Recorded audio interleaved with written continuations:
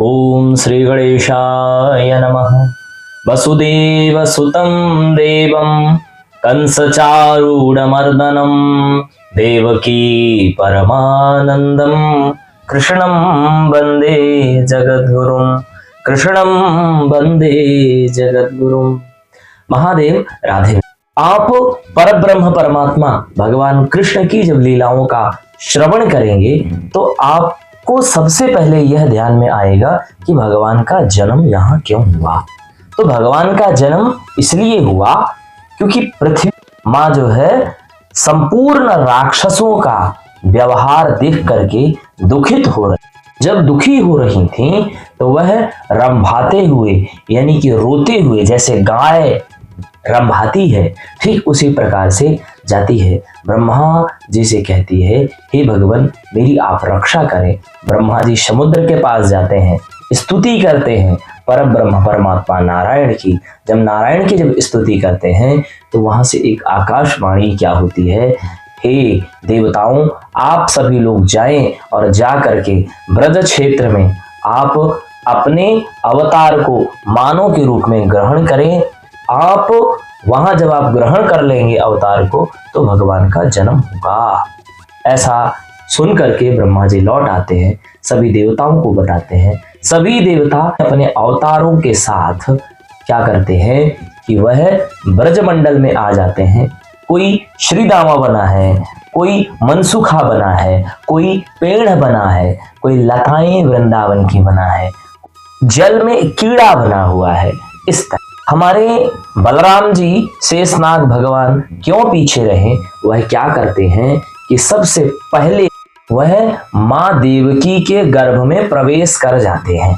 देखते हैं कि अब भगवान आने वाले हैं तो उनसे पूर्व मैं ही चला जाऊं। बहुत ज्यादा सेवा करवाई थी तो इसीलिए भगवान ने सोचा कि कृष्णावतार में अब मैं बड़ा भाई बनूंगा तो मैं सेवा करूंगा। भगवान अनंत जल्दी से आ जाते हैं, क्या करते हैं कि माता के गर्भ में प्रवेश करते हैं। इधर जैसे ही माता के गर्भ में प्रवेश करते हैं उधर भगवान परब्रह्म परमात्मा नारायण को लगता है कि 9 महीना और उधर बाद में फिर जन्म होगा, उसमें भी समय जाएगा, तो यह तब तक हमारे भक्तों का तो यह दुष्ट राक्षस कंस उनका तो प्राण ही हर ले। तो आपको बताऊं किन किन राक्षसों के साथ मिलकर के यह उत्पात मचा रहा था। बहुत सारे राक्षसों के साथ कंस उत्पात कर रहा था। उनमें से कौन कौन राक्षस थे? प्रलंब था, चारुण था और तृणावर्त था और मुष्टिक था और पूतना थी और धेनुकासुर था, सकटासुर था, भौमासुर, जरासंध वह स्वयं उसका ससुर था। इन सभी लोगों के साथ ब्रजमंडल के जितने भी भक्त थे भगवान के, उन सबों को कभी दंड दे कि इस वजह से कि तुम भगवान का भजन क्यों करते हो, यह बहाना बना ले कि तुम लोगों ने अभी तक कर नहीं दिया। जब भगवान ने देखा इस तरह से कर रहे हैं ये सब मिल करके सभी राक्षस, और उसमें से भी देखिए कुछ लोग जो भगवान के जो भक्त थे वह केकय देश को भाग जाते हैं, कौशल देश को भाग जाते हैं, निषद देश को भाग जाते हैं, मत्स्य देश को भाग जाते हैं। इधर इधर जो थे उग्र से तो वह जेल में बंद रहते हैं। वह दिव्य वाणी को जब सुना था इसने कंस ने कि अष्टम गर्भ तुम्हें मारेगा, तो इसलिए इसने जेल में डाल दिया था उनको। तो भगवान देखते हैं कि हमारे भक्त संपूर्ण बड़े ही कष्ट से बिलख रहे हैं, तो भगवान ने माया को आदेश दिया है, गच्छ देवी ब्रजम भद्रे गोप गोभिरलंकृतम रोहिणी वसुदेवस्य भार्यास्ते नंद गोकुले अन्याश्च कंस संविघ्ना विवरेषु वसंति ही। जैसे विवर यानी होता है एक छेद, विवर यानी होता है गुफा टाइप का एक छेद, आदमी छिप जाता है। ठीक इसी प्रकार से हे भद्रे, हे माया, तुम जाओ, तुम कहाँ जाओ? गोकुल में जाओ। जो देवकी के गर्भ में एक बालक जो आ गया है उसको निकाल करके तुम ले जा करके, वसुदेव की एक पत्नी है, जो बहुत सारी पत्नियां उनकी जो गोकुल में रह रही हैं, तुम ले जा करके रोहिणी नाम की पत्नी के गर्भ में तुम उस बालक को डाल दो और जब तुम डालोगी तो तुम्हारा बहुत यश कीर्ति सम्मान होगा। हे माया, तुम्हारा नाम दुर्गेति भद्रकालीति विजया वैष्णवीति च कुमुदा चंडकी कृष्णा माधवी कन्यकेति च माया। हे देवी, तुम्हारा नाम होगा दुर्गा होगा, भद्रकाली होगा, विजया होगा, वैष्णवी होगा, कुमुदा होगा, चंडिका होगा और माधवी होगा, कृष्णा होगा, महानारायणी होगा, शारदा होगा और अंबिका होगा। तुम जिस बालक को लेके जा रही हो, जिस बालक को तुम खींच के ले जा रही हो, उस बालक को लोग संकर्षण के नाम से जानेंगे। इसीलिए बलराम जी का नाम एक संकर्षण नाम है। और वह बहुत ही बलवान होने के कारण उनका और लोक में लोगों का आनंद मनोरंजन करने के कारण उनका नाम बलराम भी होगा, बलभद्र भी होगा।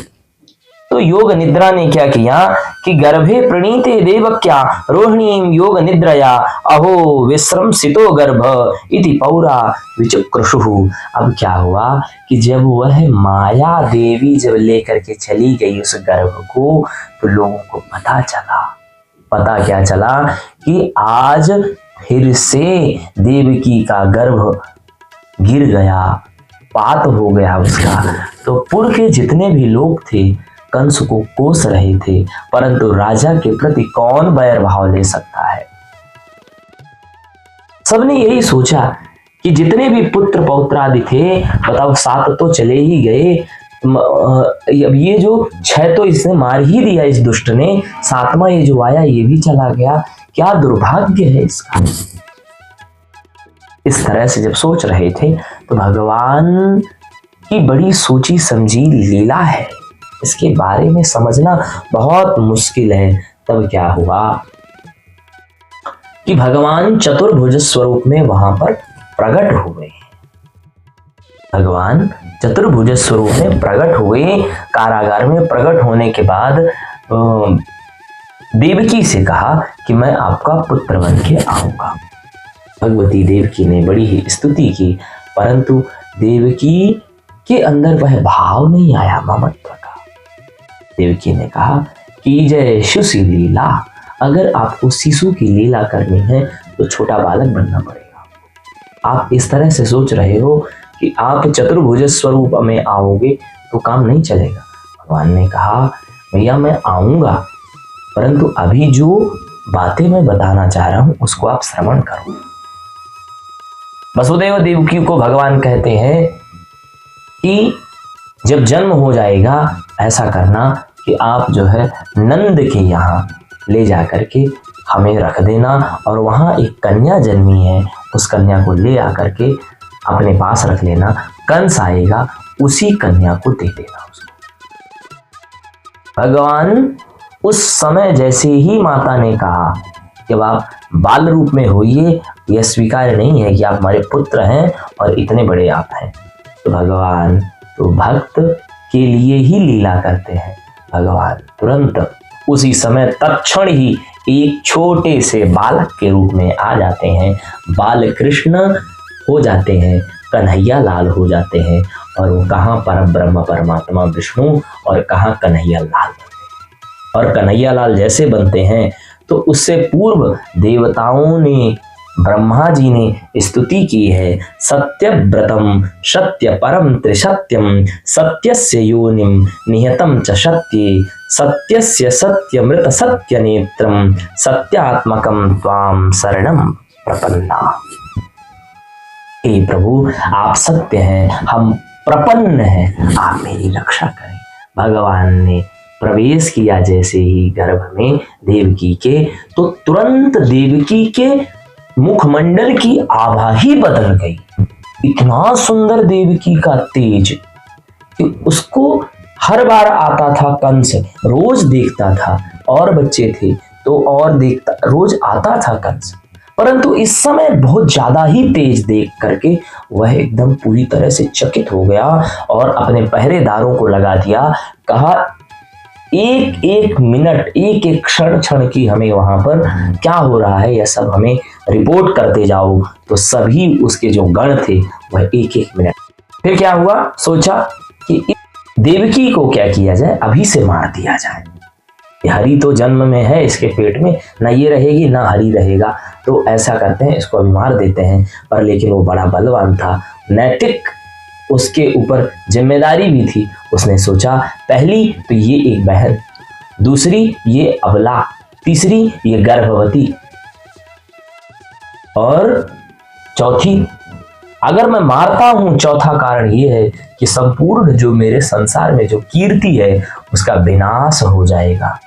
वह इस स्वार्थ से यह पूर्व जन्म में मित्रों कालनेमी था।